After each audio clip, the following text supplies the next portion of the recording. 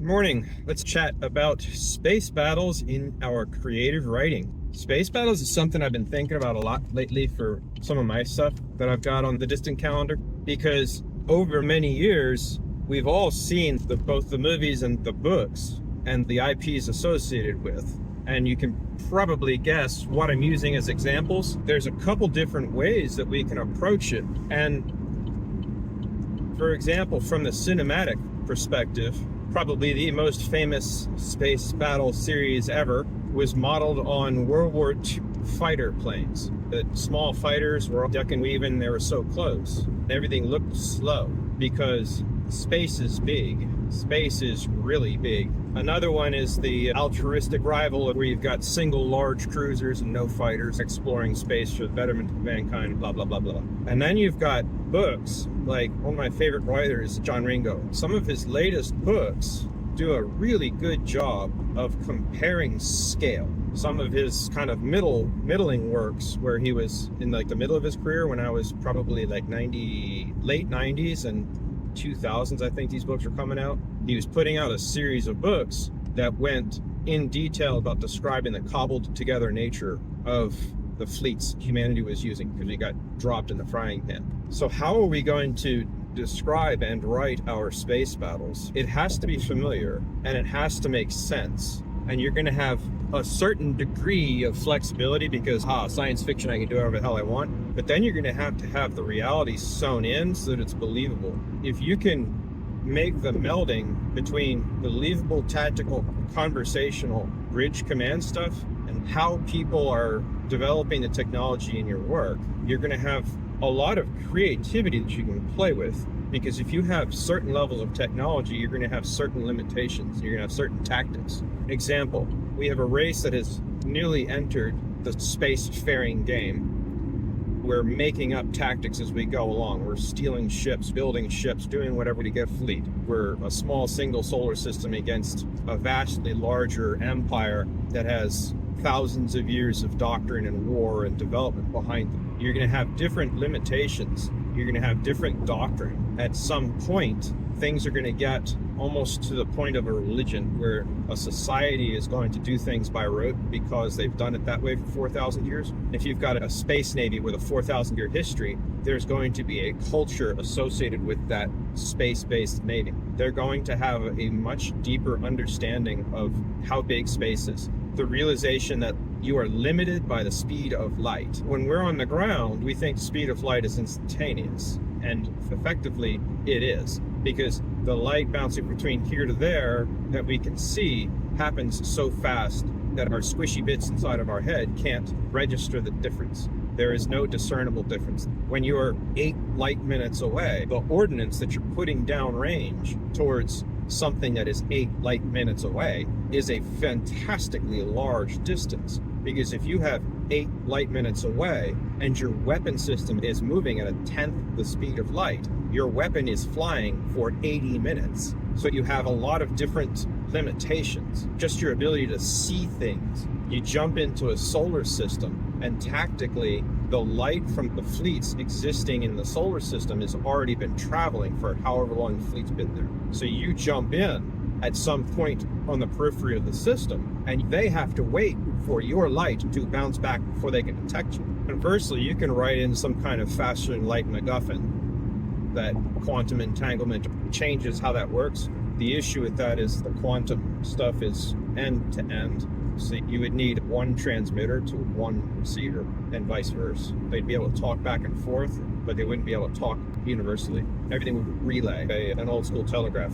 So then you get into the culture of your Navy. This is something I've been thinking about a lot. Different forces that you can run into from different eras that can tie in based upon technology and culture that you're operating in. One of the major science fiction properties is predominantly ground-based fighting, but the ships are so advanced that the ships themselves are effectively thousands of years old. They can have windows because they're just that good. And the ships are so large that they can put these windows on them, and the ship's structural integrity is not being damaged by adding that window. If you're in that level of technology, awesome. The ships are described as effectively fighting with broadside. So they're moving like Napoleonic era wet navy. They have to roll the ships to bring the guns to bear. A different science fiction series that I've explored, the ships were effectively spherical and they had equidistant weapon systems all around them. The ships were kind of teardrop shaped, was kind of how most of these ships were described. And they had the typical classifications. In that series, the two warring factions had spent so much time fighting and had attrited so much of their experienced officers that they had nobody left with formal training because everybody died so fast. They're going into space battles again and again where they're suffering 30, 40, 50, 60% casualties. And it doesn't take very long before you've effectively wiped out everybody with experience more than 4 or 5 years. So you've basically got a bunch of specialists running the space navies because they're the only ones alive. So if you're in that kind of situation, you're going to have a training and experience issue. You're going to have basically space fleets knocking rocks together because the people using the technology don't have the experience to effectively employ it, which makes sense truly based upon that story. So there's a couple different other ways we can consider it. You've got the three-dimensional work like you would have on a fighter jet, but a fighter jet, an atmospheric fighter, is going to have an up and down. Space has no up and down, so you have to plan it based upon the elliptic plane of the solar system or polarization of the star, because you need landmarks. Are you going to describe fighters in your series where it's effectively carrier-based fights, like World War II aircraft carriers launching fighters at each other, and the fighters are effective because the carriers are soft-skinned? You can't have a super armored ship like a battleship designed to take a beating and then make a giant hole in the thing because your hangar is wide open in the middle of the ship, structurally unsound, because you're trying to store 100 fighter jets. You've created a Frankenstein's monster that doesn't serve either purpose. Or are we going to be working like the surface navy of some era? If you look to the World War II style confrontations, where everything was confused at the Battle of Midway and stuff like that, where fighters are coming together in the Marianas and all those other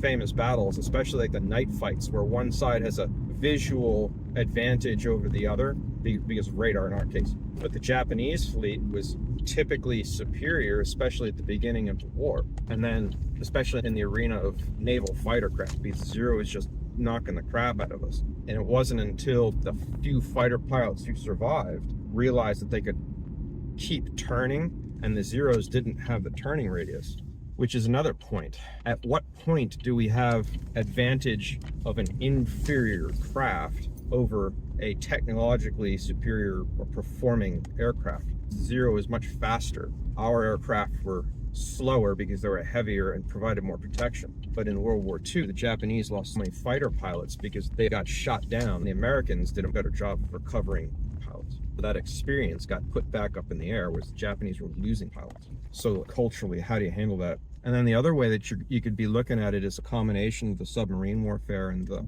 fighter and the naval stuff, because which way do your weapons point? Do you have the teardrop-shaped ships with the total directional weapons, or vertical ships with a top sail and gun ports like the Napoleonic era? How do you write that? Because if you have one species that's wet water navy based thinking and design, and they come up against the omnidirectional, who wins? Another thing to think about is the speeds, your closure distance and your closure rates. Assuming that everybody's detecting at the speed of light. If you're moving and you're moving at a 10th or 20th of the speed of the light, or your weapons move at the 20th speed of light and you're making micro jumps, how do those tactical advantages work? What are the disadvantages? What are the advantages? Can you operate in a gravity? If you're bringing your ship into a dock, like in one of my books, you're bringing a major dreadnought back into port, the protagonist fleet hops in and catches that ship in a gravity. That ship can't escape. What are the advantages and disadvantages of your drives?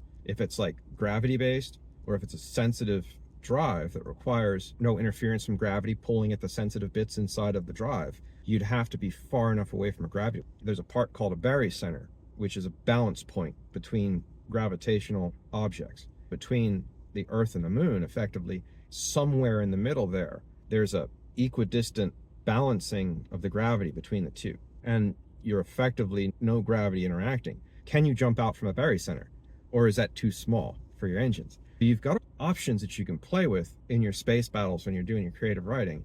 For me, I think my biggest challenge when I'm considering the space battles that I am about to start writing in 2-3 books from now, how do I decide which direction I want to go? Because it could be really fun to put those fleet characteristics against each other. How do we balance that? How do we make it realistic? We're on the bridge with our main or supporting character. Do we use fire control commands like a submarine, or do we use fire control commands from a battleship?